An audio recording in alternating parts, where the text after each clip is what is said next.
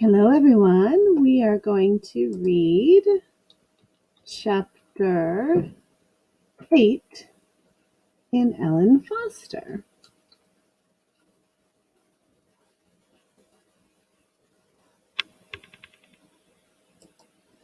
I stayed at the art teacher's house until it got warm and green outside.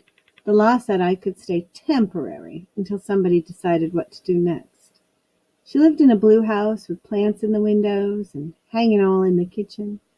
Roy's her husband, and he could clean a house like a woman. Wash the dishes, do the clothes, do it all and smile when you ask him how he can stand working like a woman. She told me to call her Julia, her real name, when we were at home. So many new things came at me so fast I did not know how to keep up. One thing we did was to go to a movie in town, right in the middle of the day.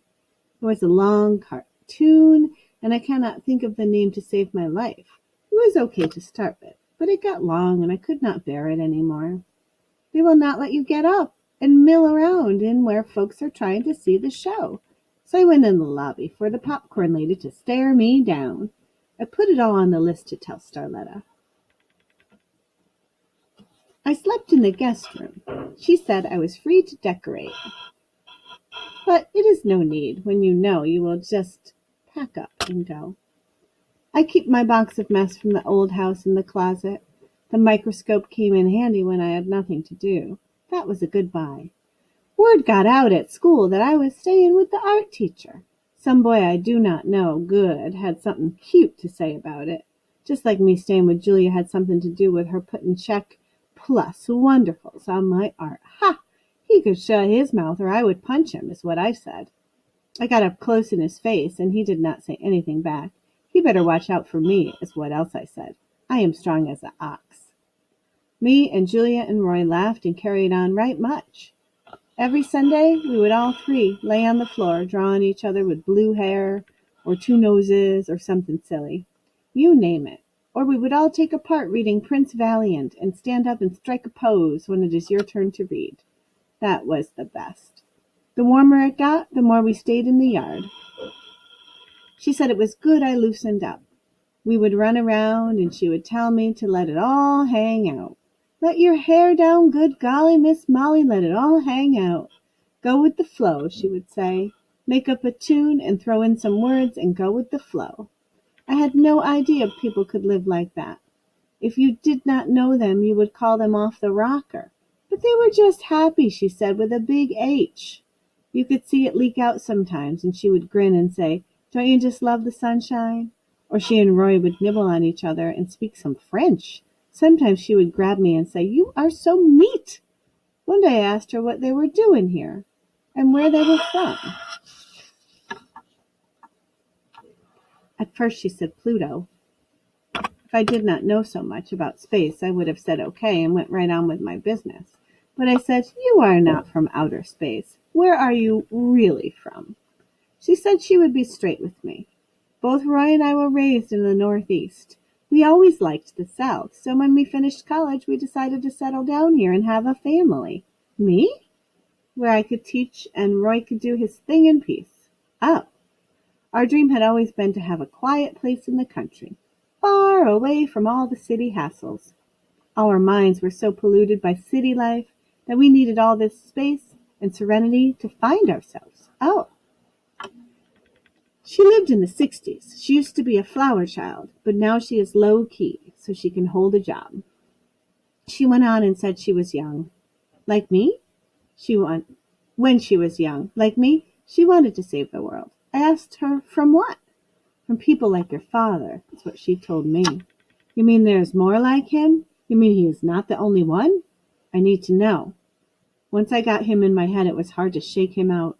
I mostly worried about what he might do about me making off with all the cash money. When Julia said there was more like him, I shuddered to think how God let him and the rest slip through. The day he made my daddy, he was not thinking straight. My daddy was a mistake for a person. The times me and Julia and Roy worked in the garden, I did not think about him, but of my mama and the way she liked to work in the cool of the morning. She nursed all the plants and put even the weeds she pulled up in little piles along the rows. My job was to pick the piles up and dispose of them. I was small, my own self, and did not have the sense to tell between weeds and plants. I just worked in the trail my mama left. When the beans were grown ready to eat, she would let me help pick. Weeds do not bear fruit. She would give me an example of a bean that is grown good to hold in one place while I picked with the other. If I was not sure if a particular bean was at the right stage, I could hold up my example of a bean to that bean in question and know. It took a long time to pick that way, but you have that sort of time while she is humming. I know I have made being in the garden with her into a regular event, but she was really only well like that for one season. You see, if you tell yourself the same tale over and over again enough times, then the tellings become separate stories, and you will generally fool yourself into forgetting you only started with one solitary season out of your whole life. This is how I do it. Julie and Roy were determined not to use bug killer or fertilizer from town on their garden. They went organic. He mixed dirt and chicken shit and promised us tomatoes and peppers that would blow the mind. He would mix it all up with both arms up to the elbows and say how this was his dream. I helped, but only with a shovel. The hands were not made to dabble and scoop in chicken shit. We went outside every day to see what, if anything, was growing yet. I made them bet me which thing would be grown first. Then they told me one day my birthday was coming up. So what did I have in mind to do? That got my goat because I had forgot and could have turned 11 without my knowledge. Do I have to decide now is what I need to know? No, but do give us some time to plan, okay? What do you think I should do? What would you do if you was me? She wanted to know what I usually do. I always turn the next age during the day, then I go to bed and feel different. How about a little celebration? That is not for me. The only girl I know good to invite is Starletta, and she by herself is not a party. Sure she is. She came to my house. Starletta came on Saturday morning, and she brought the present and the little town just like I requested. She was proud because she had only lost the post office and the fire marshal. I took her right into my room and unfolded the town. I tried to trick her into letting me keep the town, and she keep the present she brought. I figured it being wrapped up would appeal to her, but she was not paying attention to me, but to looking all under the bed and examining all that was not nailed down. This was party enough for Starletta. She did not need cake or a matinee movie or to have the fine time.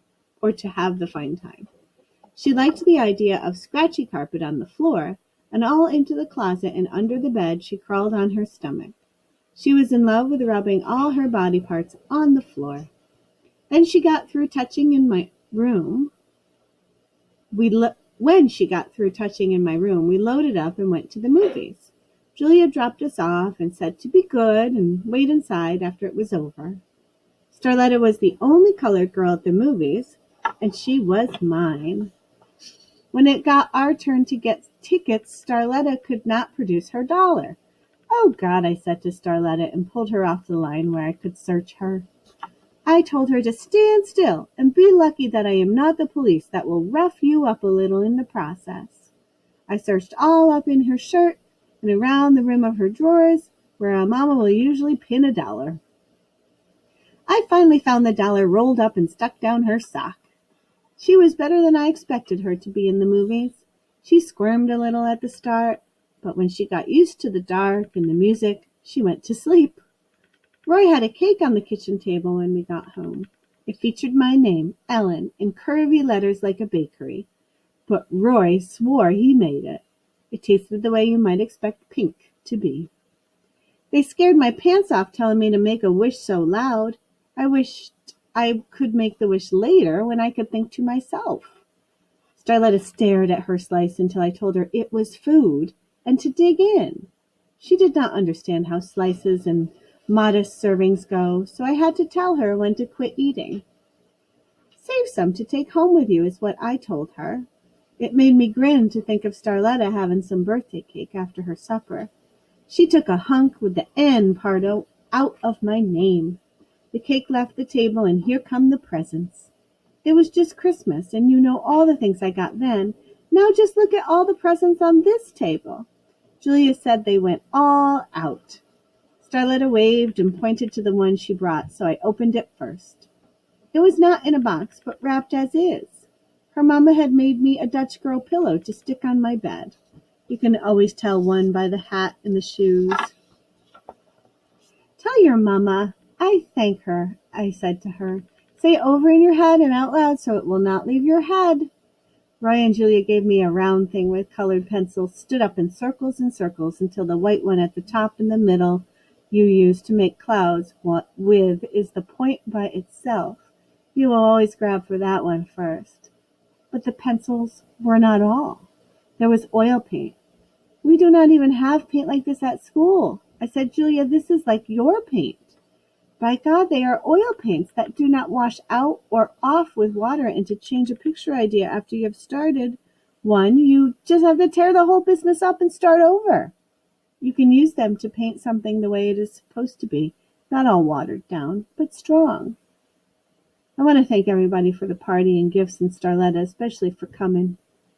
Old Starletta is amazed at all the pencils and little tubes spread out over the table. She would smear her whole self up like a trick-or-treat Indian if I let her. I told her, do not even think about it. I am serious about this art supply. You can have my old crayons if you need something to ruin. When she was standing at the door for Roy to ride her home, I gave her the crayons in her town. I did not ride to get her or to take her home because Roy and Julia were afraid of who I might see on the way. They live miles from him, but Starletta is a neighbor. I thought about him too, and we all walked outside to say goodbye. You tell your mama. That was Chapter 8 in Ellen Foster. Thanks for listening.